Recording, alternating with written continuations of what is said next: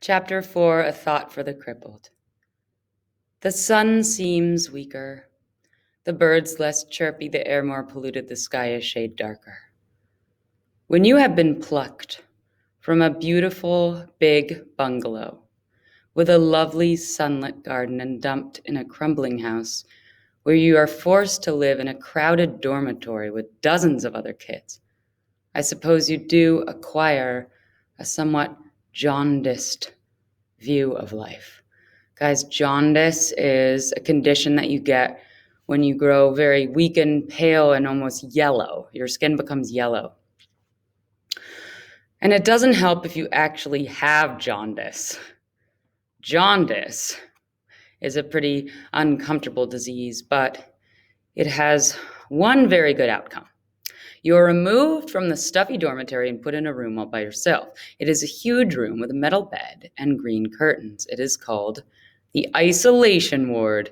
I have been confined to bed for the last 2 weeks, but it seems as if I've been sick ever since they picked me up from the church after Father Timothy's death.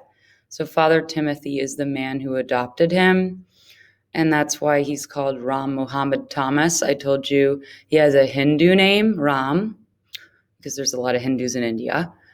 He has a middle name, Muhammad, because there's also a lot of Muslims in India, and then Thomas, because his father who adopted him was a Catholic priest, and then he was actually killed.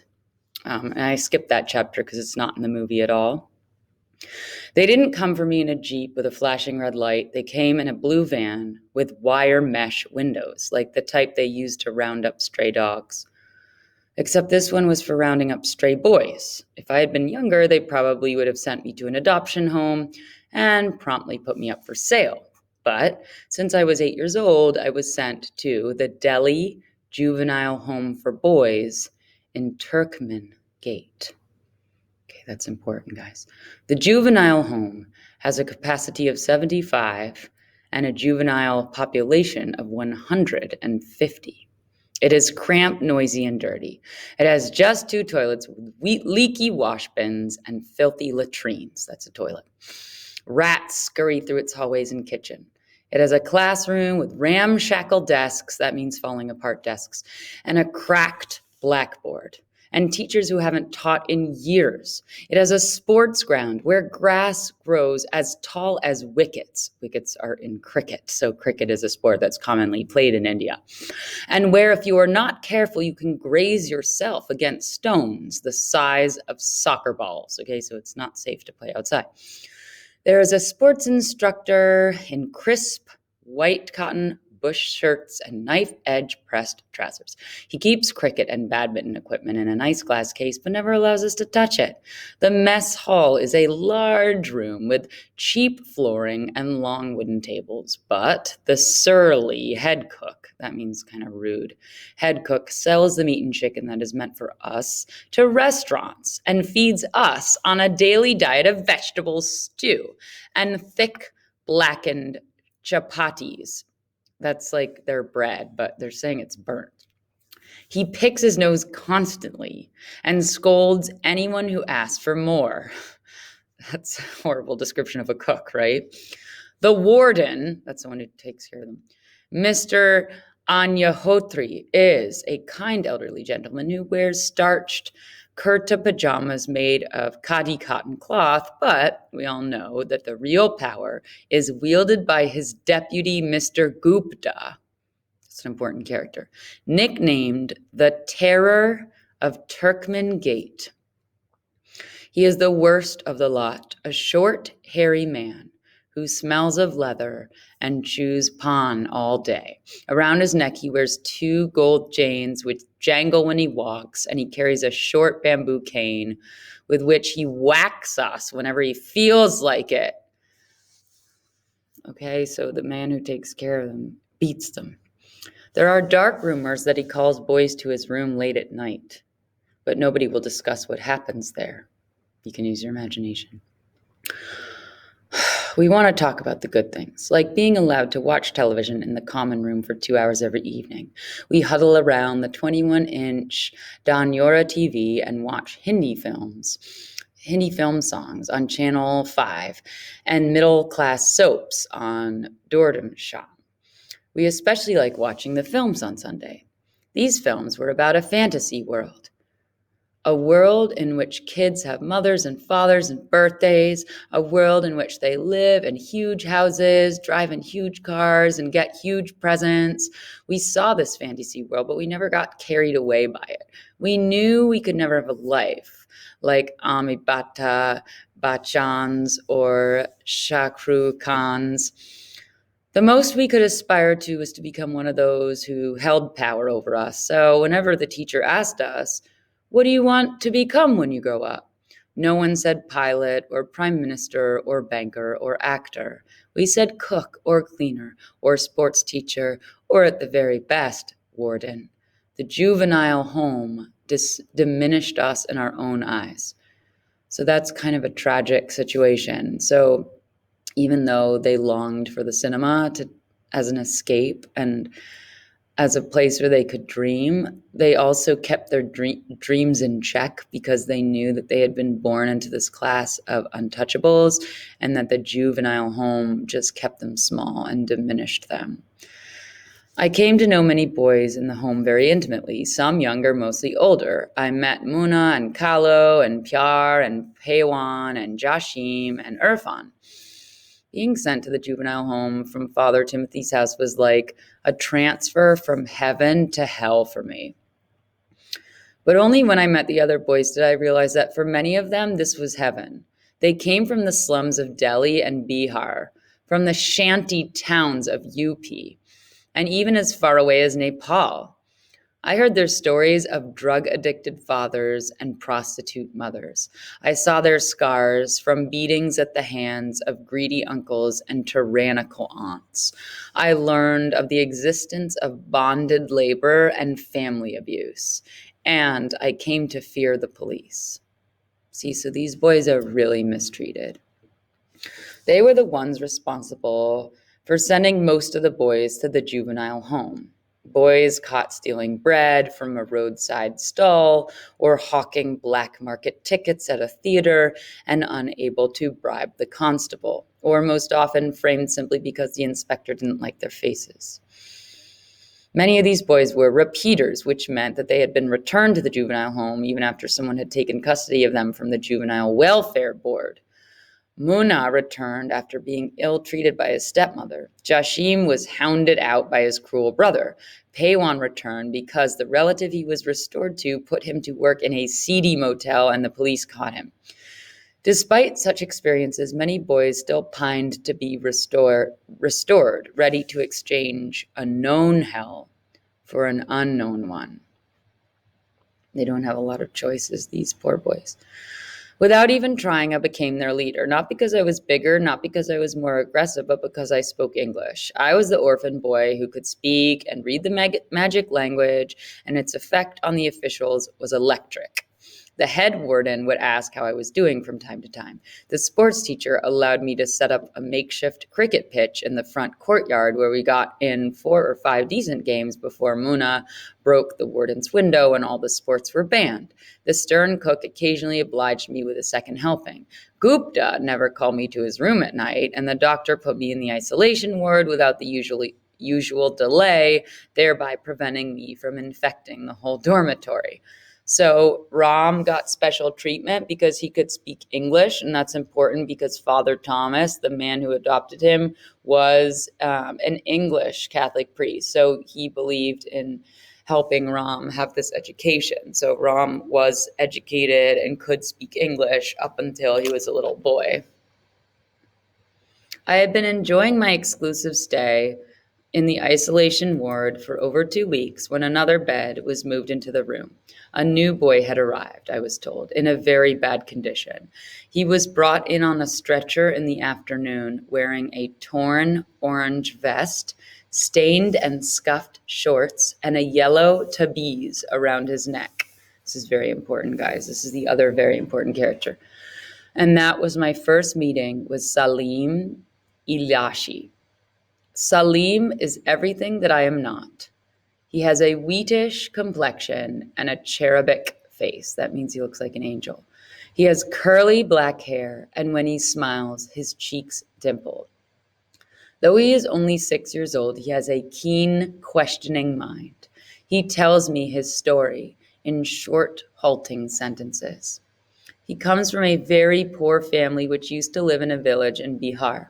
The village was mostly made up of poor peasants, but there were also a few rich landowners. It was predominantly Hindu, but there were a couple of Muslim families too, like Salim's. His father was a laborer, his mother a housewife, his elder brother worked in a tea stall. Salim himself attended the village school. They lived in a small thatched hut at the edge of the Zamindar's compound. Last week, in the cold and frosty month of January, an incident took place in the village's Hanuman temple. That's a monkey god. It's a splits pose in yoga. Someone broke into the sanctum sanctorum at night and desecrated the idol of the monkey god. The temple's priest claimed he saw some Muslim youths lurking near the grounds. Bas, that was it. The moment the Hindus heard this, they went on a rampage. So there's a war going on where there's strife between the Hindus and the Muslims. They both worship different gods, and there's, often as religious groups are divisive, it creates war. So the Hindus thought that the Muslim boys were being disrespectful, and they went on a rampage. Armed with machetes and pickaxes, sticks and torches, they raided the homes of all the Muslim families. Salim was playing outside the hut, and his father, mother, and brother were having tea inside when the mob attacked. Before his very eyes, they set fire to the hut. He heard his mother's shrieks, his father's cries, his brother's wails, but the mob would not allow anyone to escape. His whole family was burned to death in the inferno. So Salim survived his entire family, who was burned to death. Salim ran to the railway station and jumped onto the first train he saw. It took him to Delhi with no food, no clothes, and not one familiar face. He lay on the platform for 2 days, cold and hungry, delirious with fever, before a constable discovered him and sent him to the juvenile home. Salim says he has bad dreams at night. No kidding. He hears the sounds of the mobs. His mother's shrieks echo in his ears. He shudders when he visualizes his brother writhing in the flames. He says he has begun to hate and fear all Hindus. He asks my name. Muhammad, I tell him. So the reason why he doesn't tell him he's called Ram is because Ram is a Hindu name and Muhammad is his Muslim name. So he wants Salim to like him. So he says Muhammad. Over time, Salim and I become very good friends. We have many things in common. We are both orphans with no hope of being restored. We both love playing marbles, and we both love watching films. I use my influence to get him a bed next to mine when we move back to the dormitory. So, that question, how do outside influences and other individuals shape who these characters are? This is very important. Their friendship, their brotherhood shapes who they are with each other. Ram Muhammad wants to protect Salim, and then Salim is like this voice of hope for Muhammad. And then the outside influences are the juvenile home that tries to keep them small, but the boys have each other, so they cling to each other. So that's all important to put in your chart. Late one night, Salim is summoned to Gupta's room. Gupta is a widower and lives alone in the compound. Salim is worried. Why is he calling me? He asks. I don't know, I reply. I've never been to his room, but we can find out today. Uh-oh, guys, here's some conflict. Oh, look, it's my thumb. So Salim walks down to Gupta's room, and I tiptoe behind him. Remember, Gupta is the guy that runs the place, and he's obviously very corrupt and takes advantage of these little boys. Gupta is sitting in his room wearing crumpled kurta pajamas. He always wears the same pajamas. Ugh. When Salim knocks on his door. Come, Salim, he says in a slurred voice. He has a glass full of golden liquid in his hand. He gulps it down and wipes his mouth. His eyes look like big buttons. I watch from the little space between the two curtains in the doorway. He strokes Salim's face, tracing his fingers over his bony nose and thin lips. Then he abruptly orders, "Take off your shorts." Salim is confused by this request. "Just do as I say, bastard, I will give you a tight slap," Gupta snarls. Salim complies. He pushes down his shorts hesitatingly. I avert my eyes. That means I look away. Gupta approaches Salim from behind, his gold chains jangling. "Good," he mutters. I see him unfasten the cord of his pajama bottoms and lower them. I can see his hairy backside. Salim has still not understood what is happening, but a fog is lifting from my brain. With startling clarity, I suddenly comprehend what happened in Father John's room that night and what followed the next day. I let out a piercing scream that shatters the silence of the night like a bullet. It's a good description. It wakes up the boys sleeping peacefully in the dormitories. It wakes up the cook snoring in the kitchen. It wakes up the warden in his bedroom. It even wakes up the stray dogs, who begin to bark madly. Gupta doesn't know what has hit him. He hastily pulls up his pajamas and tries to shoo Salim away. But the cook, the warden, and the guards are already on their way to Gupta's room. They discover his dirty secret that night, though they do nothing about it. But Gupta also discovers me lurking behind the curtains. From then on, he becomes my mortal enemy. Salim is shaken but unhurt. He had given up his animus against Hindus a long time ago, but a fear of abuse is embedded in him for the rest of his life. So that's another outside influence, fear of abuse. Can you imagine the trauma that this one little boy has faced, to have his entire family murdered in front of him, and then the man that's supposed to be a protector, the shelter for him, tries to rape him. It is a beautiful spring day, and it appears even more beautiful because we are outside the confines of the juvenile home. We have all been taken on a day trip by an international NGO. That's a nonprofit that helps give money to boys, the orphan boys, to give them, nice trips or privileges. We travel by air-conditioned bus all over Delhi. We have lunch at the zoo and see the animals. For the first time, we see a hippopotamus and kangaroos and giraffes and the giant sloth. We see pelicans and flamingos and the duck-billed platypus.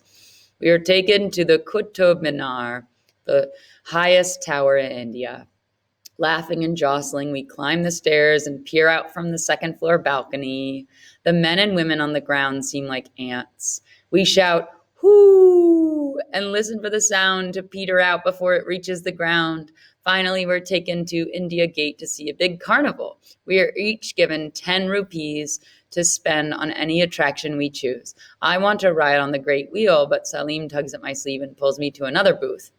Pandit Ramashankar Shastri, it says, world famous palmist. Okay, so this is important because it plays into the theme of luck and fate and destiny. Only rupees 10 per reading. An old man is sitting inside the booth wearing a dhoti kurta. He has a white mustache, a vermilion tilak on his forehead, and thick eyeglasses. A black choti guts out from the back of his head. "I want to show my hand," Salim says. "It is only 10 rupees. "Don't be foolish," I tell him. "These chaps are con men. They cannot know your future. And in any case, there's not much in our future worth knowing." "I want to show my hand just the same." Salim is adamant. "Fine," I give in. "You go ahead, but I'm not spending my 10 rupees on this crap." So Salim is like a believer. He's a dreamer, whereas Ram Muhammad Thomas is more of a realist. He just is a little bitter by these people that, are using them for their money. Salim pays the money and eagerly extends his left hand. The Pandit shakes his head. "No, not the left hand. That is for girls. Boys have to show their right hand." Salim pays the money and eagerly... Oh, sorry, I just said that. Salim quickly extends his right palm. The palmist peers at it with a magnifying glass and analyzes the scrabbly lines as if they were a map of buried treasure. Finally, he puts down the magnifying glass and lets out a satisfied sigh. You have a remarkable hand, my boy. I have never seen a better fate line. I see a very bright future for you. That's some good news, right, guys? Really? Salim is delighted. What will I become? Mr. Shastri has obviously not thought about that. He closes his eyes for 10 seconds and then opens them. You have a beautiful face. You will become a very famous actor, he declares. Like Arman Ali? Squeals Salim. Even more famous, says the Pandit. He turns to me. Do you also want to show your hand? It's only 10 rupees. No, thank you, I say and begin to move away, but Salim bars my way. No, Mohammed, you have to show your hand for my sake, please.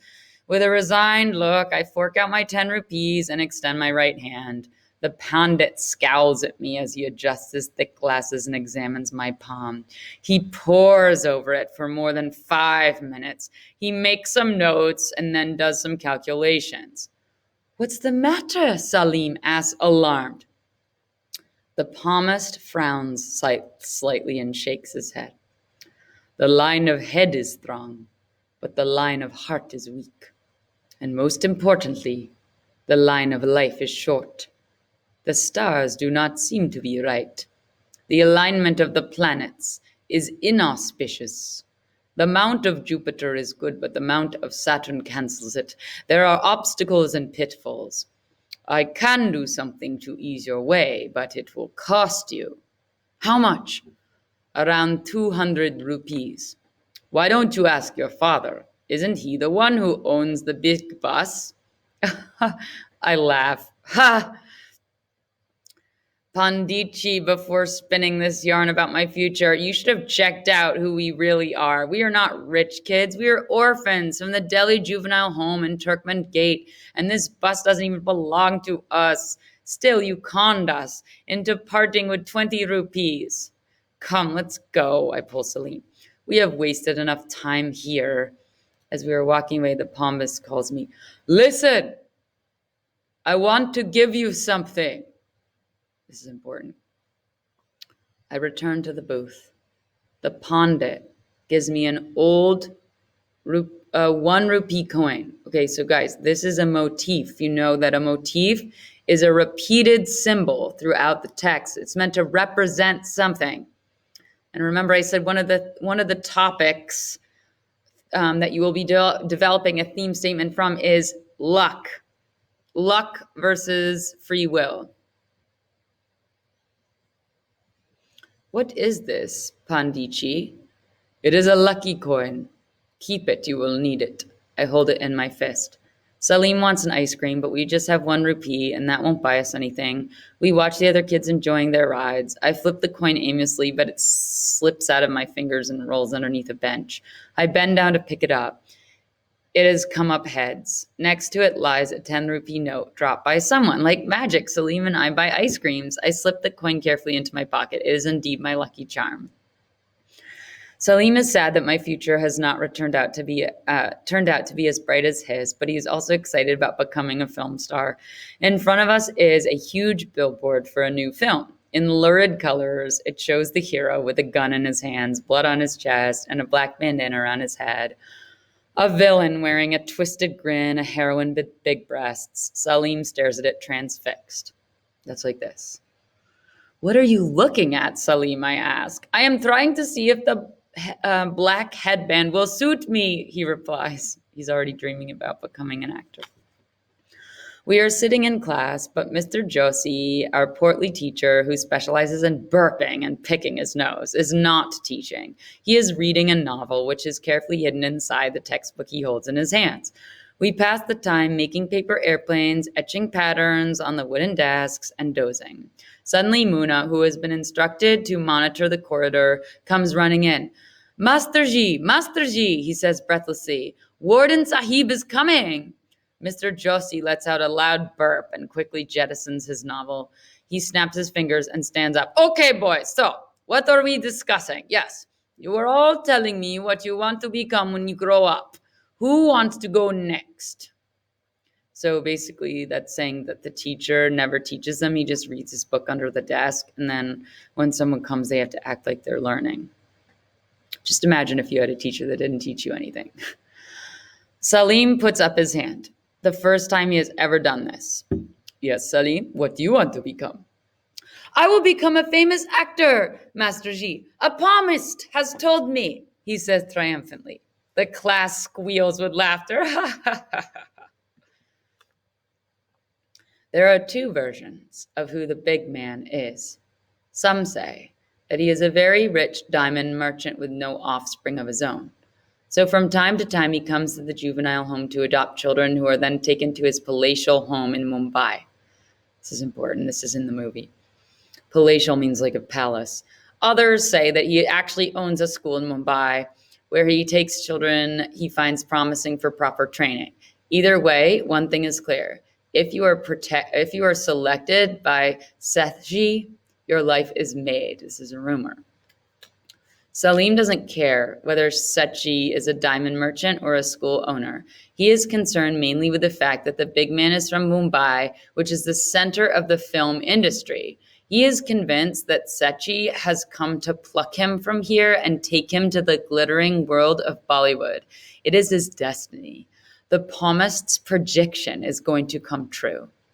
We are all lined up in the mess hall for an inspection by Setchi. Salim has taken a bath. Actually, he has taken 3 baths, scrubbing himself again and again to remove every trace of dirt. He has put on his best clothes. His hair is nicely combed. He is the most presentable boy in the room. But I fret at his desperation. If he is not selected, he will be shattered. Setchi finally arrives, accompanied by 2 other men. He doesn't look like a diamond merchant. He looks more like a gangster. But then, we've never seen a diamond merchant. Perhaps they all look like gangsters. He is very swarthy. That's a good word. It's like creepy. And has a thick black mustache, like the dacoit Virapans. He wears a white Bangdala suit. A long, thick gold chain dangles down from his neck to his second button. His fingers are loaded with rings with different colored gems. Some red, some green, some blue. The 2 henchmen with him look exactly like henchmen. I learn later that they are called Mustafa and Pannus. Gupta is also with them, leading the way. His 2 golden chains look modest in comparison to Setji's. Setji, you seem to have forgotten us coming after such a long time. Many new boys have arrived since your last visit. I am sure you will find many to your liking, Gupta tells him. The inspection begins. All of us put on our best smiles. Setchi goes over each boy, appraising him from head to toe. I don't know what he's looking for because he does not ask us any questions. He just looks at our faces. He completes 1 round of inspection. He does not even glance at me twice. Then he goes over the line once again. When he comes to Salim, he stops. What is your name? He asks in a very South Indian accent. Salim Ilyasi? Salim stammers in his excitement. When did he arrive? He asked Gupta. About 11 months ago, from Chapra and by here. How old is he? 8? Does he have anyone? No, Sati. His whole family died in a communal disturbance. How sad, said Sati. But he is just the kind of boy I need. Can you sort out the paperwork? You just have to tell me, Satji, whoever you want will be restored to you in no time. For this boy, we'll show Mustafa as the uncle. The welfare board will not create any problems. In fact, they just want to get us rid of as many kids as possible. Fine. For this visit then, let's just settle on just this one kid. Gupta looks at Salim, and then he looks at me standing next to Salim. What about him? He points at me. Sachi looks me in the eye and shakes his head. He is too old. No, Sachi, he's only 10. His name is Thomas. He speaks perfect English. Makes no difference to me. I don't need him. I want the other one. They are as thick as thieves, these 2. If you take Salim, you have to take Thomas as well. Sachi gets annoyed. I've told you, Gupta, and I don't want any more Thomas womas. I am only taking one boy, and that is Salim. I'm sorry, Sachi, but I insist if you take Salim, you will have to take Thomas. It's a package deal. Package deal? Yes. Buy one, get one free. I won't charge you for Thomas. Gupta grins, displaying his pawn-stained teeth. Sachi goes into a huddle with his henchmen. Okay, he tells Gupta, prepare the papers for these two. I'll collect them on Monday. Salim rushes into my arms. He is on top of the world. That night, he doesn't even sleep from sheer excitement. He has celluloid dreams of life in Mumbai, of golden sunsets on Marine Drive with Amitabh, and rose-colored dawns on Chowpatty with Shakur. I don't sleep that night either. I turn and toss my head. But I don't dream of stardom and paradise. I dream that I am a hawker on the pavement, selling fruits. A swarthy man bends down to buy some mangoes from me. I see his gold chain dangling. He tosses me some change. I put in a nice mango in his bag and then quietly slip in a rotten banana for free.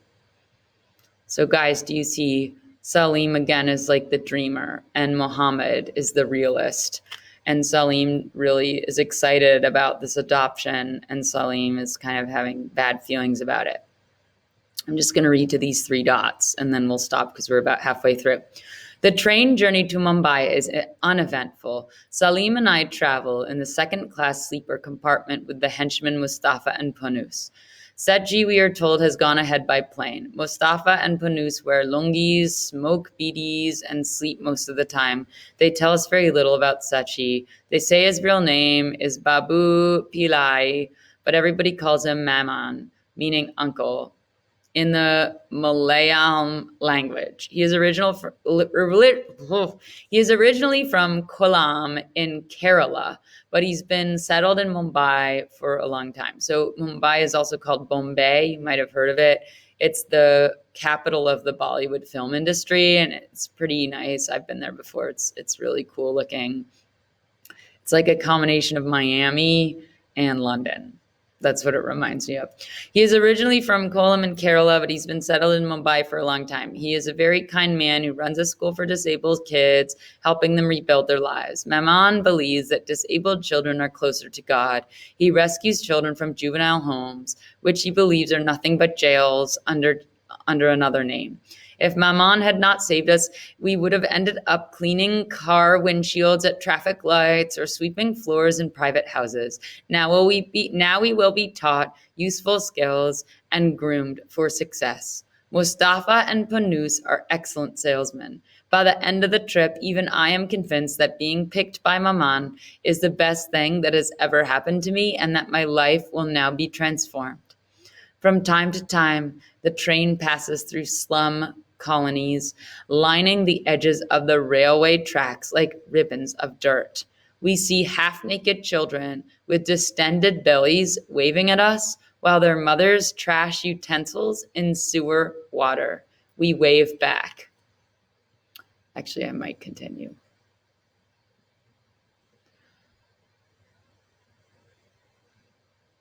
Okay, yeah, actually, this is important, so we'll keep going.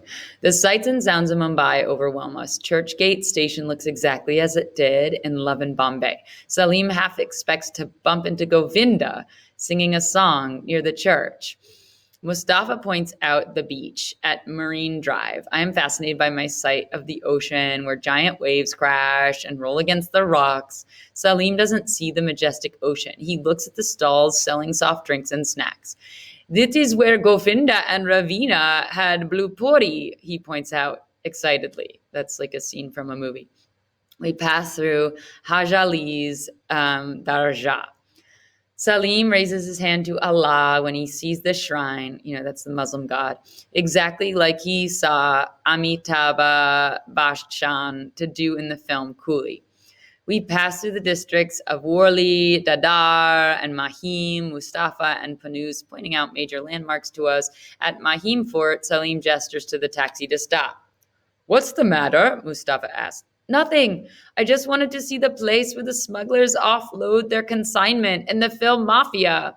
As we approach Bandra, Juhu and Andheri, dotted with the sparkling residences of film stars with their high boundary walls and platoons of uniformed guards, Salim becomes maudlin.